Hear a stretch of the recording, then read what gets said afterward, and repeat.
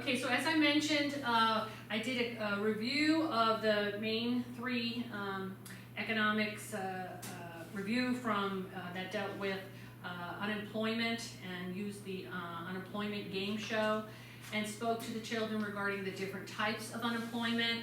Had a good conversation for them to get an understanding of frictional, structural, seasonal, and cyclical types of unemployment. Again, related to the GDP.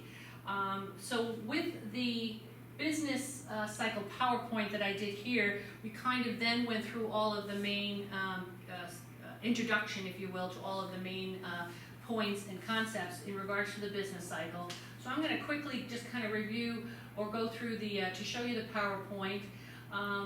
The initial explanation of the PowerPoint, of the business cycle began by trying to explain that the cycle or the business cycle went in trends, and that the long run trend of our overall gross domestic product was on the increase, and to basically then explain what all of the defined terms were that are required for the milestone and part of the standard, which are dealing with explaining the expansion, peak,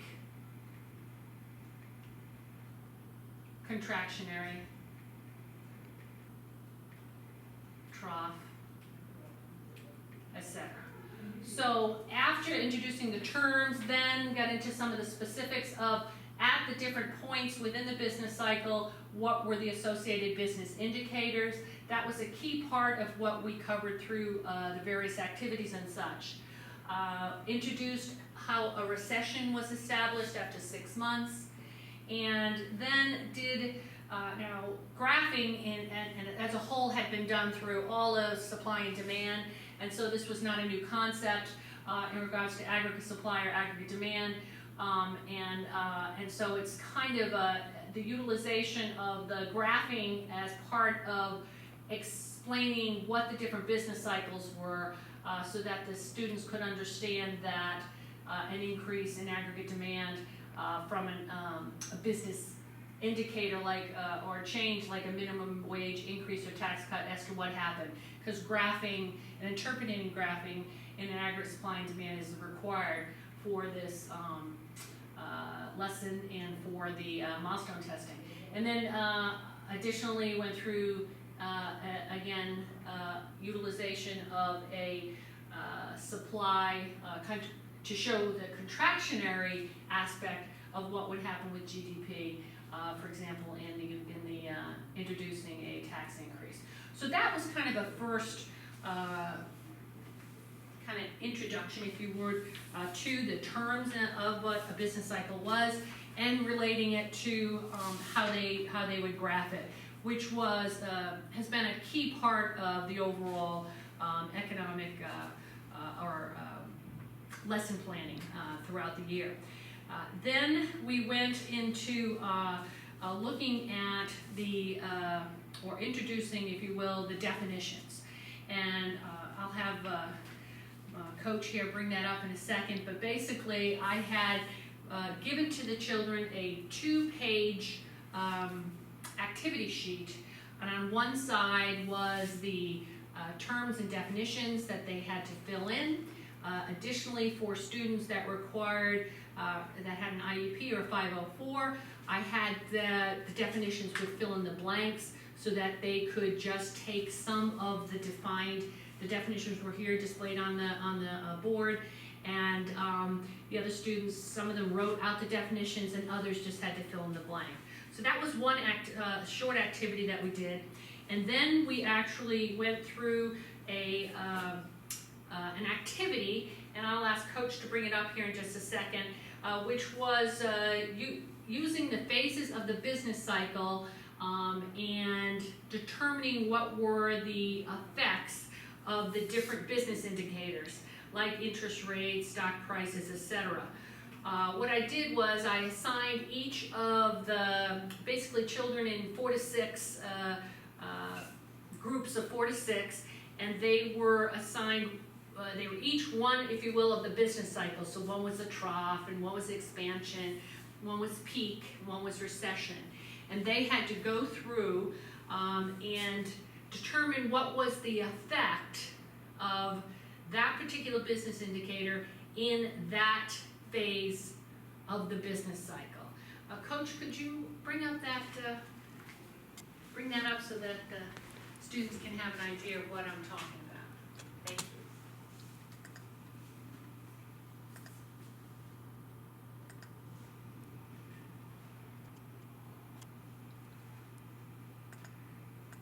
There we go. So this is basically it, and as I mentioned, there were the 4 business cycles, and each of the groups of teams, each of the teams, if you will, was assigned to complete the entire activity sheet for that particular business cycle, and had to go through a kind of an analysis in their minds so they could understand what the effect was of the particular business indicators. And so I started off, by the way, in explaining how to do this activity. Interest rates and stock prices hadn't really been covered at much length because it was covered in another activity.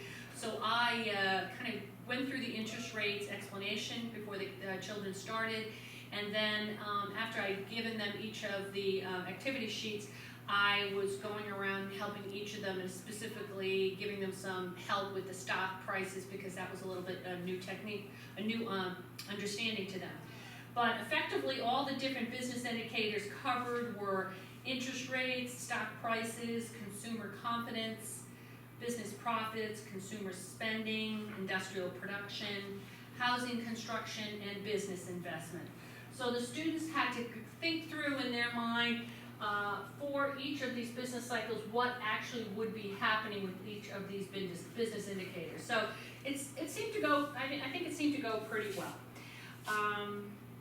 Then we had a discussion about, or I did another lecture, if you will, a little bit of a discussion regarding what the recession and the depression were. So kind of giving an understanding of how the business cycle, when it drops in a retractory period, when it drops for 6 months, that we're in a recession, and that effectively depression,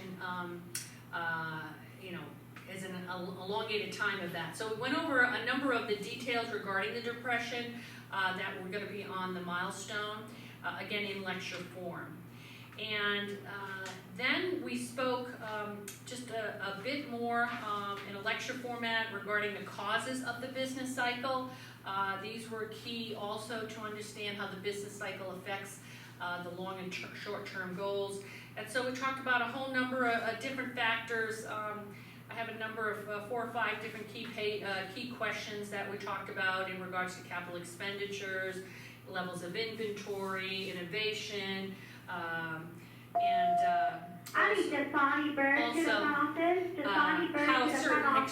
how certain external shocks like oil prices or wars could also affect the business cycle. And then we had one other activity, which is kind of a hands-on activity. I basically took a whole number, I think I had about 28, I had enough for each of the students, but effectively I got all these different, either the terms themselves regarding the the business cycle terms itself, or a number of different indicators or business related terms, and the students had to, I passed them out to all the students, and then they had to individually stand up and read what it was to the rest of the class. So this one, it says, for example, inflation is high, prices are rising. So then they would tell the other students what would it be for this one, because it's an indicator, at what point of the business cycle would this be happening when inflation is high and prices are rising. And then they had to come up to the board, and I had a whole stack of magnets, and they'd come up and they would then say, well, this would be happening at the peak or when it was raising, and then they'd put the business indicator up there, or there would be the actual business cycle terms themselves, like trough, and they put it here. So we went through that whole activity with them, coming up, getting out of the seats and speaking, and going through and adding them all up. And so that seemed to work pretty well. And then basically to summarize it at the end, I got them to refer or reiterate rather what all of the different individual business cycles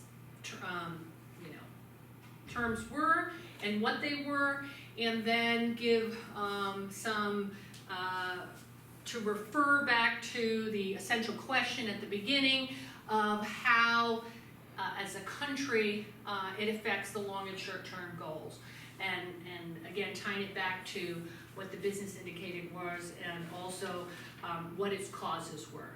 So that was kind of a brief summary of the 90-minute lesson, and appreciate you listening to me and look forward to your feedback. Thanks.